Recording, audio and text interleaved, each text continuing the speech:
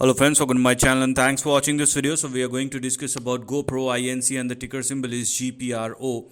Now this is the overall price chart. So the stock after a massive correction is in a recovery mode and the momentum is very strong. So that is working in favor of this particular stock. But looking at the kind of price pattern or the overall behavior we have for GPRO clearly indicates that these kind of stocks are extremely volatile and sensitive to risk. So you have to be very disciplined and cautious about the levels and make sure that you are not going below the important support and stop loss, otherwise downside may resume once again.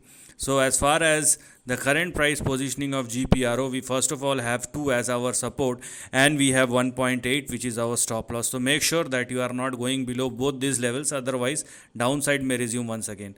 Now what to expect moving forward is the next big question. So with the kind of price positioning we have for GPRO, the immediate target which is currently active may push this particular stock towards 4.11 or 4.2, and this is the next big target, or I would say next big resistance on the upside.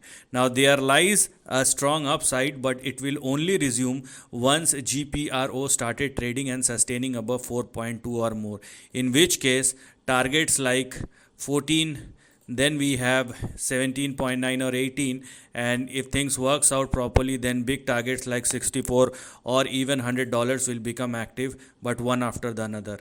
Right now the only target which is active is 4.1 or 4.2. If you want to go beyond that, then that requires further breakout. If there is a breakout happens beyond 4.1 or 4.2, then in that case we have our next target at 14.